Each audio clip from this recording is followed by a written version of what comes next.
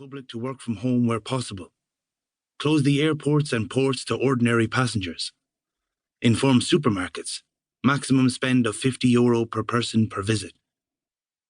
I know the damage this will do to the economy, but I also know the damage that delaying will do. Imagine Wuhan without a strong government. It will be lawless.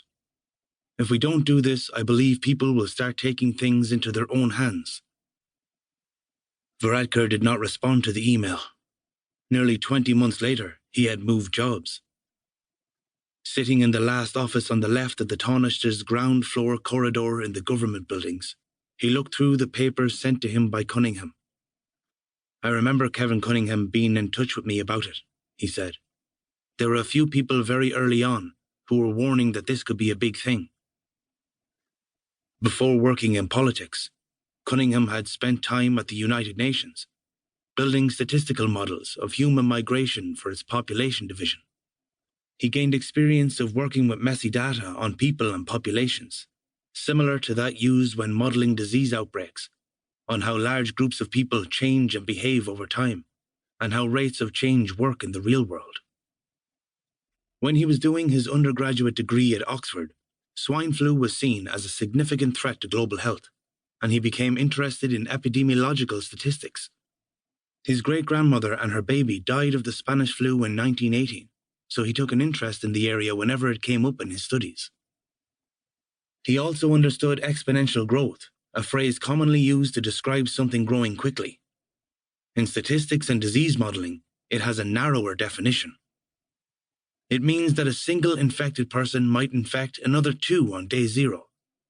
If those 2 infected people infect another 2 people, who in turn infect another 2 people, the scale of the infection will double rapidly and continue to double. Coronavirus was highly infectious and would make a small percentage of the people sick enough to require hospitalization. Exponential growth in this context would mean disaster. In late February and early March 2020, Cunningham crunched numbers, examining the relationships between testing and cases, reading deeply, and becoming more worried. While still in his 20s, he had risen to a senior position in the British Labour Party, and after leaving the UK, he was briefly involved in helping to set up the Social Democrats in Ireland in 2015. He worked closely with the then independent TD Stephen Donnelly until the two fell out when Donnelly asked Cunningham to decant into one document his entire approach to political polling and strategy. Cunningham felt he was being bypassed. Being asked to, in effect, turn his job into a document would make him redundant.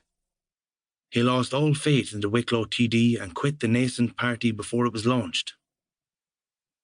He applied unsuccessfully for the role of General Secretary of the Irish Labour Party. During the process, he struck up a relationship with Ed Brophy, Taoiseach Joan Burton's Chief of Staff.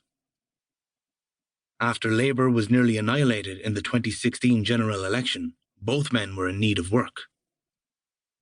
They founded the Ireland Thinks polling company, which carved a niche for itself, with punchy topical polls. Cunningham had featured heavily in RTÉ's coverage of the general election, parsing results as they came in, providing a statistical and thematic backbone to the uncertain election outcome. Brophy, meanwhile, went back into government as an advisor to Finance Minister Paschal Donohoe. That meant that Varadkar was not the only person inside government with whom Cunningham was able to burn his political capital, as his concerns mounted.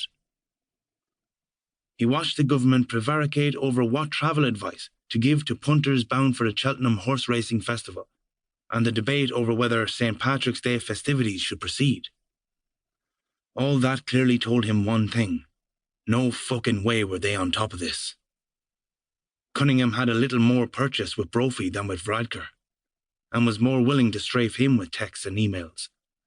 So on 26th of February, the day after he first discussed his concerns about the virus, as part of a panel discussion on RTE Radio 1's Late Debate, he texted Donohoe's advisor, "Nobody will blame the government for taking too many precautions on coronavirus." "Totally," Brophy responded. In the days that followed, Cunningham besieged Brophy with more texts and phone calls. The longer the government delayed, he argued, the more people would die.